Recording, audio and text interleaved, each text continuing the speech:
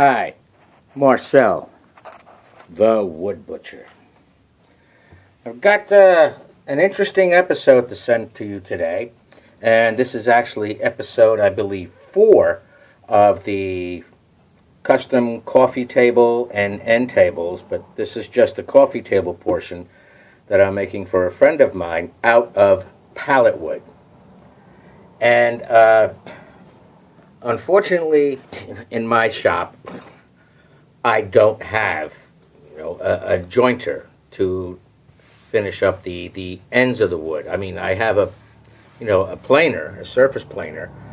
So I figured, well, what can I do? Because I'm using pallet wood, and I'm using little different. I mean, the pallet wood. Believe me, I sand it, I clean it, I run it through the surface planer, take off as much as I need to get it all to about anywhere between 3/8 and a half inch or a little less, whatever, to make it nice and smooth and clean, which is fine for the flat part.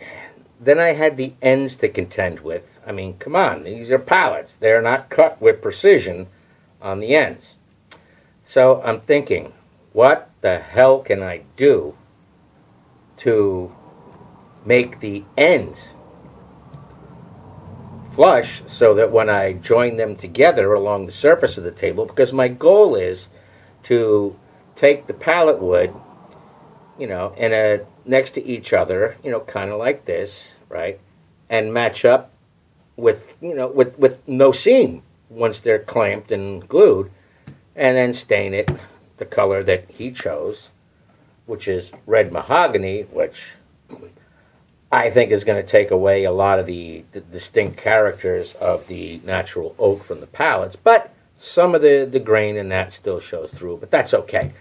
And I thought, and once again, the neighbors smelt the wood burning from my mind working, because this is full of sawdust sometimes, and I decided, not that I decided yet, but I came to the conclusion, well, why can't I use my DeWalt 734 planer as a joiner as well? Seems to me it would work. Just got to load the wood in end on end instead of flat. Then again, with slats that are, excuse me a second, that are only that thick, about a half inch thick, how do I do that without having them pull this crap once they go through the planer, right? So I came up with a unique idea. And believe me, I do not recommend, if you're just starting out with a planer, a surface planer, and something like that, to even attempt this method. Because I was even a little sketchy on it. And I said to myself, this is either going to work or it's going to put you in the hospital. Well, I'm here, and it worked. But if you try this, be extremely, extremely careful. It's not recommended you do unless you have some really good equipment, and I don't recommend you do it, but it worked for me. Okay, what I did, I had like let's see, 1, 2, 3, 4, 5, 6, 7, 8 times 2, 16 pallet slats that are approximately between 4 and 6 inches apiece. So I decided to just make them all 4-inch pieces, because my brainstorm was, and don't laugh at me when you see this, because OSHA would have a field day if you tried this. But at your own risk, give it a shot. It worked for me. But with extreme caution, and I made sure that I was not alone at home, and I had somebody else in the shop in case it went wrong, okay? What I did is I took 8 pieces. I think it was 8. What do we got? We got here 1, 2, 3, 4, 5, 6, 7, 8. Yeah, 8. I clamped the crap out of them. And I mean tight. I mean so tight that dimples are showing on the top and bottom of the wood. And I made sure the clamp was flush, or as close to flush as possible, on one end. On the other end, let me spin this over for you. I didn't so much care about it. I wanted them flush on one end. The end that's not flush, if you try this, you have to be careful of, because the clamp will, just because it's not flush against the wood, will do this, right? So this one has to be extremely, well, both of them have to be extremely tight. And then I decided, you know what? Since these are about 4 inches high, and the blades on my planer, as long as I have these clamps in the center, and the one that flops a little bit, tighter than a gnat's ass, and make sure it's pushed, I'll show you this, make sure it's, let me move the wood. Hey, I'm sorry, I'm still a one-man show on a cell phone here. But make sure, because, you know, you can see, I'll put it this way, the way it's gonna flop this way and flop that way. But, you know, the other one won't, because it's flush against the one end that's cut flush. Make sure that this is pushed down as this end goes through the planer. Okay? Well, I gotta tell you something. When I came up with this harebrained idea, and I don't know if other people have done this or not. I don't know, because I really didn't search for videos to see if it could be done or was done or whatever. But I figured, what the hell? Let me give it a try. I got somebody else here to dial 911 in case something goes wrong, which I really didn't think it would. The key was, right? I mean, a key, the real key, was to make sure that I ran the first batch clamped together through the planer, where it told me it would cut 0 or maybe a 64th of an inch. Just a 64th, because that would have been minimal resistance to force anything on the clamps that are holding this wood together. And then I figured, okay, that went through pretty easy. The clamps didn't budge. The wood didn't, you know, tilt or anything like that. So I was getting straight cuts. And I said, you know what? I'm going to use this as my jointer. So I did. But the key is, when you have the wood clamped together like this, and like I said, if you're a beginner, back away from trying this unless you have a set of balls the size of a bull, right? But make sure that your clamp is in the center of the wood and extremely clear on both sides of what your planer blades are going to be. In this case, they were, right? And before you can plane one end, you got to get one end kind of level. So what I did is I started off, I'll try to show this to you. I started off with the planer set to where the wood didn't even get stopped. I had it raised, excuse me, I'm adjusting. I said I'm a one-man show. I had it raised where the wood would just simply pass through no contact with the blades or the rollers. Then I backed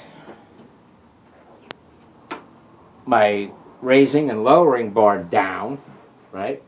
A hair. I went down until I felt just a little bit of resistance from the roller. And at the time, I was also watching the, I don't know if you can see it or not, but the, material removal gauge, which on this particular model, a DeWalt 734, is right here. It said 0. So I ran it through, locked down the bar, ran it through. I didn't expect any shavings to come off, and no shavings did come off. Then from that point, I only went down a 32nd of an inch each time, which, depending on the type of planer you have, is how much of a rotation or whatever, your adjustment handle, or excuse me, I got the belt center, allows. Like in this case, this is down, this is, well, this way's down, this way's up. So, and just a 32nd of an inch with each pass. The reason did it take time? Yes. But the only reason I wanted to use only a 32nd of an inch pass each time is I did not want to put too much stress with taking off much more than that to have these clamps say, this is a lot for me to go through. The important, and I mean important, I cannot say important enough times. If you use this method to use your planer as a joiner, be extremely careful. Use the best small clamps you have that'll fit through, your planer with plenty of clearance. You'll see, that I used, I'm going to try to do this the best I can. Okay, let me get my fat fingers out of the way. You can see, there's the entrance to my planer, and you can actually see that through the center of the planer, I had plenty of clearance on this side. Oh, make sure that your clamps are both on, excuse me, my fat fingers, on the same side of the wood. Don't try putting one to the left and one to the right, because you just double the space to go through the planer. But I got to tell you, I ran them through. It took some time. 32nd of an inch at a time. It probably took me about 10, 15 minutes or 10, 15 passes to get one end flush, right? And once I saw all fresh wood, right, and I knew all fresh wood, any of that gray old wood that was left there. Once I saw that and did the old rub my hand along it trick, wow, this guy was pretty smooth. Then, flip it over. The other side's going to be as jagged as a briar bush. Then I ran it through and started getting that side planed. And I got to tell you, it actually worked very well. It is not the safest procedure to do, but if you do it right, it works. It works. It works. And the reason that made me decide this, because I had so many repetitious pieces to put together, did I really feel like double back taping 8 and 8, 16, 20, plus, 16 for the coffee table, plus 8 plus 8. You know, did I really feel like double taping that much wood together to run it through? And I tell you, I thoroughly believe using the clamps safely and smartly, and be extremely, extremely cautious of your distance between the planer blades and your clamps. Make sure, do not try this with anything thinner than 4-inch stock. Don't. Because the last thing you want to happen is have the planer blades grab the metal or the handle or something of one of the clamps. That will put you in the hospital or your grave. Either way. So, like I said, I don't recommend that you do it. If you do it, if you try it, use extreme caution, and you're doing it on your own. I don't advise you do, but I found that it worked for me. All I had to do when I was done, I used the orbital sander with only 80 grit sandpaper, and I got to tell you something. I rub my hands along this now. And it looks like it feels like a multi-glued wood together cutting board. So, just one of the tips. And like I said, this is part of the coffee table, and the end tables I'm going to do the same way now that I feel comfortable doing it. Right? With caution, and always, at least, have somebody else in the shop with you, just in case something goes awry. And again, I don't accept any responsibility if you try this method and get injured. It's up to you. I'm only telling you what worked for me. But then, I'm a former Marine, you know. I take chances, but calculated chances. Okay? So for right now, this is Marcel, the Wood Butcher, saying, remember, protect your eyes, protect your lungs, protect your ears. And don't forget about these guys.